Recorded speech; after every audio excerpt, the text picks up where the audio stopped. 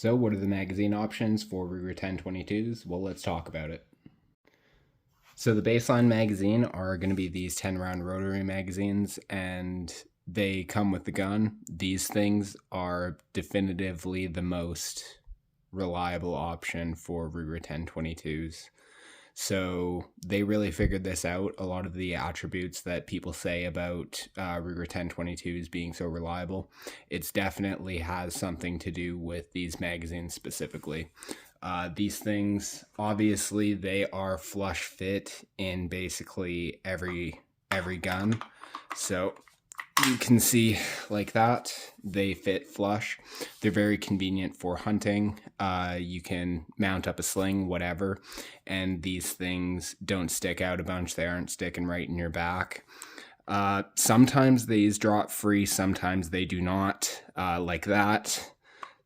So you kind of have to pick and poke these rotary magazines out, but you can print bases for them, base plates, so you have something to grab onto. But this is the de facto standard when it comes to Ruger 1022s. Now, you aren't just stuck with using the typical flush fit 10 round magazines. You can do some creative things. Like I mentioned, you can print base plates for them, or you can couple the magazines. So this is a tri-mag adapter, and this thing couples 3 magazines together. You can get 2 magazine couplers, so they're just end for end. You can also 3D print them as well if you have the hardware to do it, but just be aware that they do break. The retention isn't necessarily that great, so I just added JB Weld, and for the most part this is held up fine.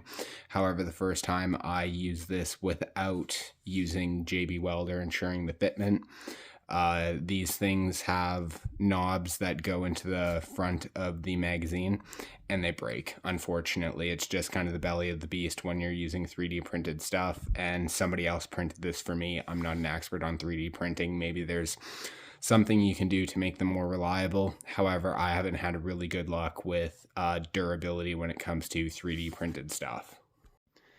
So following the Ruger theme, they do make BX magazines that are made by Ruger, and they do have additional capacity. So I've seen them in 10s, weirdly enough. I've seen them in 15s. I've seen them in 25s. So essentially it is a stick mag, and the feed profile looks exactly like a rotary magazine, like so. So it can fit in the gun, all of that stuff. So the head is like this, but obviously you have more space in the addition. So those things are fairly reliable. They aren't going to be as reliable as the rotary magazines, but they are fairly reliable since they are a Ruger product, and you have the benefit of when you actually release the magazine, you have something to grab onto. You don't have to rely on picking and poking these magazines out, because they, as you've seen, sometimes they do stick.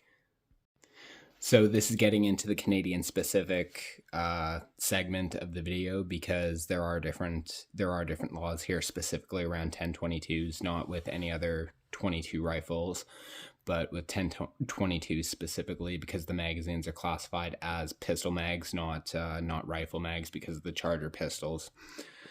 So they have 597 adapters. So these 597 adapters, I don't have one. I've seen them used a lot in competition, and I'll get into that a bit more. Anyway, essentially how they do that, I'm gonna superimpose a picture over, but they click in and they have their own magazine release and everything like that, and you can stick a Remington 597 magazine in.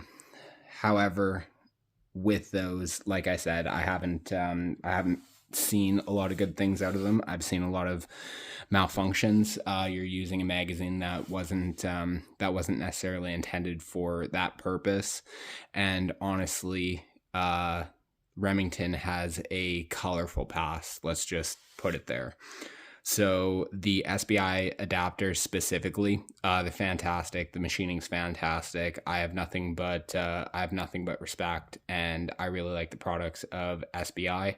As you can see, the receiver that I have is SBI. So nothing but love. However, the magazines themselves are usually the issues. And even when people have run them in 597 specifically, they don't have good results either. So the magazines just aren't really that good.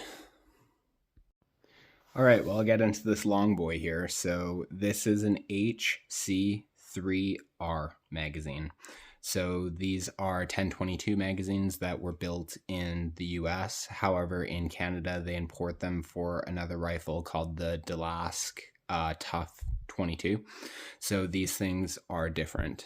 As you can see, the geometry is different. You can compare a normal rotary mag to something like this, and obviously it is very different because of this box in the front.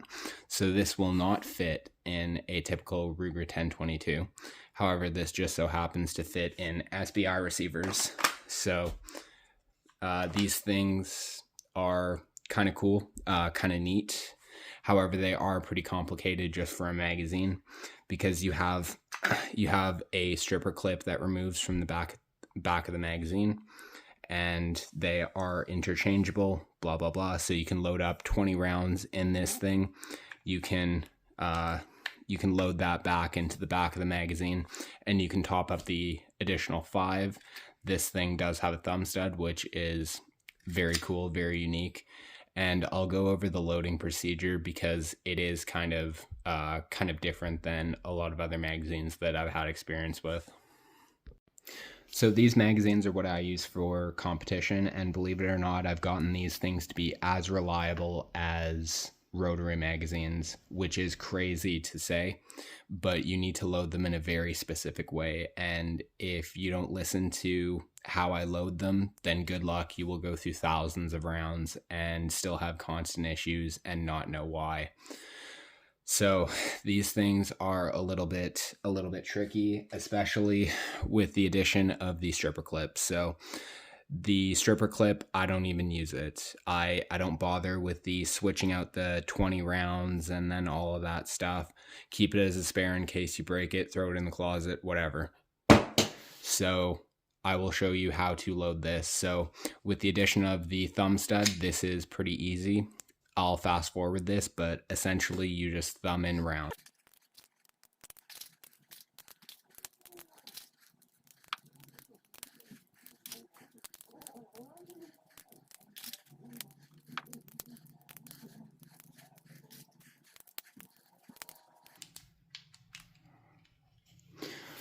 All right, done. So these things, when you max them out, they will hold 27 rounds.